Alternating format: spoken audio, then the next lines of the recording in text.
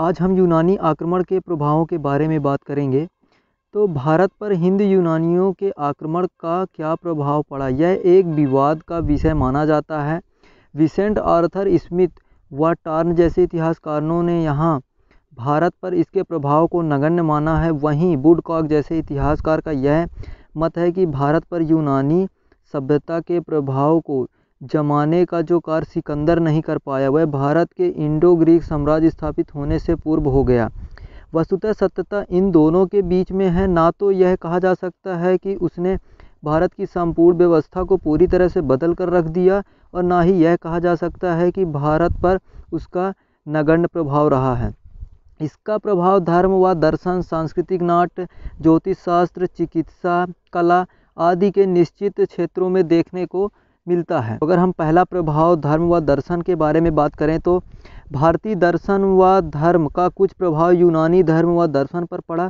भारत का प्रभाव यूनान पर इस क्षेत्र में काफ़ी पूर्व से ही पड़ रहा था। यूनान के पुनर्जन्म के सिद्धांत का सर्वप्रथम प्रतिपादन पाइथागोरस ने किया था, जो कि भारत के ऋग्वैदिक काल से ही प्रचलित था।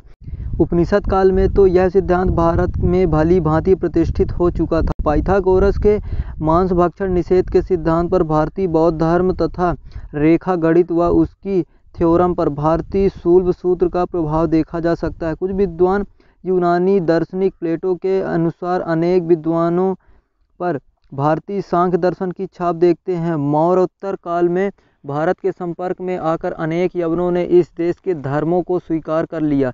राजा मिनांडर ने आचार्य नागसेन के बौद्ध धर्म की दीक्षा ग्रहण की और अपने सिक्कों पर धर्मचक्र को चिन्हित किया। मिनांडर के अनुसार में संभवतः उसके साथ के अन्य बहुत से यवनों ने भी इस धर्म को अपनाया होगा। यवनों ने भारतीयों के संपर्क में आकर भागवत धर्म या वैष्णव धर्म की भी दीक्षा ली। हेलियोडोरस ने वैष्णव धर्म को स्वीकार भी किया।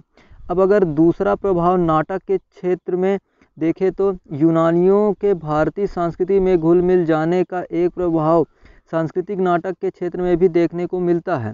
सांस्कृतिक नाटक की अनेक ऐसी विशेषताएं भी जिस पर यूनानी नाट्य का प्रभाव दृष्टिगोचर होता है। यूनानी नाट्य शास्त्र के अंतर्गत रंगमंच पर मृत्यु, अग्निकांड जैसे दृश्य दिखाया गया है। साथ ही रंगमंच पर एक समय में 5 पात्र से अधिक लोग नहीं आ सकते।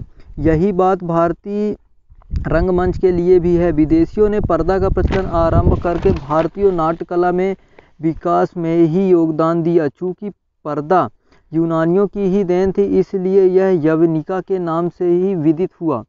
इन समानताओं के आधार पर वेबर महोदय जैसे इतिहासकारों ने यह भी भ्रम फैलाने की कोशिश की कि नाट्य संस्कृत यूनानी नाटकों की अनुकृति है, जबकि यह सूक्ष्म अवलोकन किया जाए तो भारतीय नाट्य की कई ऐसी विशेषताएं हैं जो कि यूनानी नाटक से भिन्न है।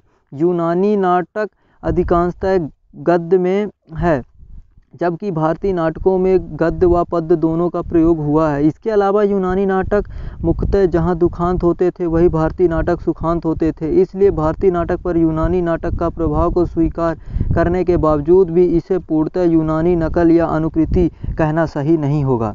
अब अगर हम तीसरे परिणाम की बात करें तो जो ज्योतिष शास्त्र पर प्रभाव, तो यवनों के संपर्क में आकर भारत ने ज्योतिष शास्त्रों के संबंध में अनेक बातें सीखी।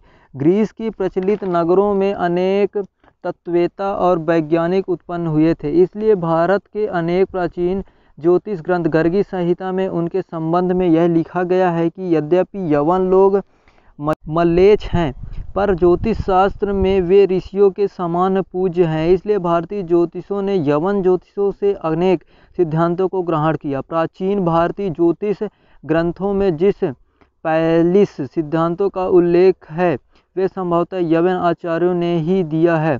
भारतवर्ष के ज्योतिष के 5 सिद्धांत जो कि क्रमशः पैतामह, वशिष्ठ, सूर्य, पोलिस व रोमक के अंतिम 2 सिद्धांत यूनानी लगते हैं।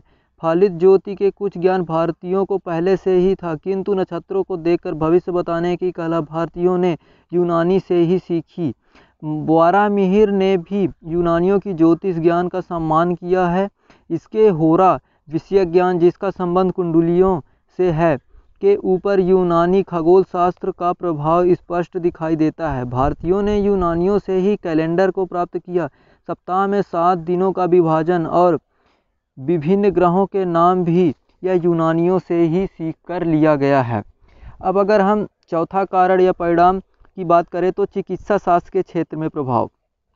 तो चिकित्सा शास्त्र में भी एक दूसरे के प्रभाव को देखा जा सकता है। कनिष्क के दरबार में रहने वाले प्रसिद्ध चिकित्सक चरक की पुस्तक चरक संहिता में चिकित्सा के जो नियम बताए गए हैं वे यूनानी चिकित्सा हिप्पोक्रेटस के नियमों से बहुत ही मिलते जुलते हैं। हिप्पोक्रेटस को फादर्स ऑफ मेडिसिन कहा जाता है।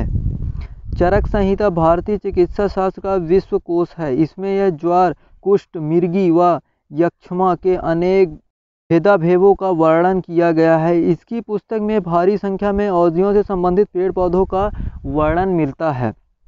अब अगर हम पांचवें कारण या प्रभाव की बात करें तो मुद्रा का प्रभाव। यूनानी मुद्रा का भारतीय मुद्रा पर किसी सीमा तक प्रभाव पड़ा। यह प्रभाव एकांकी था अथवा यूनानी सिक्के भी भारतीय विधि से प्रचलित हुए। भारतीय आहत सिक्के और यूनानी सिक्कों में मौलिक भेद था। हालांकि यूनानी सिक्कों में बहुत सारे अभिनव तत्व सम्मिलित थे। यूनानी सिक्कों के आधार पर भारतीय सिक्के को ढालने की विधि विकसित की गई। शक, क्षत्रप एवं कुषाण नरेशों ने उनका अनुकरण किया। आहत मुद्रा कलात्मक दृष्टिकोण से बेडौल व लेख विहीन होते थे। वही यूनानी सिक्के न सिर्फ सुंदर थे बल्कि लेखयुक्त भी होते थे। भारतीयों ने यूनानियों के सांचे में ढालकर मुद्रा बनाने की कला सीखी। अपोलोडोटस की मुद्रा से मिलती जुलती है, परंतु यूनानी मुद्रा भी भारतीय प्रभाव से वंचित न रह सकी। खरोष्ठी और ब्राह्मी लिपि का अंकन, भारतीय सिंह व देवी देवताओं का अंकन, अपोलोडोरस के सिक्के पर भी शिव के वाहक नंदी का अंकन इत्यादि भारतीय परंपरा का उन पर भी काफ़ी प्रभाव पड़ा। भारतीय भाषा में ग्रहण कर लिया गया। अगर अगला कारण या प्रभाव की बात करें तो वो है भाषा एवं साहित्य तथा कला पर प्रभाव। तो भारतीयों ने यूनानियों ने एक दूसरे के साहित्य व भाषा को भी काफ़ी प्रभावित किया। भारतीयों ने यूनानियों से संभवतः कलम, पुस्तक, केंद्र, कोण, सुरंग इत्यादि शब्द ग्रहण किए। इसी प्रकार कला के क्षेत्र में भी यूनानी प्रभाव को देखा जा सकता है। मूर्तिकला निर्माण की गांधार और मथुरा कला शैली मुख्य रूप से यूनानियों से प्रभावित थी।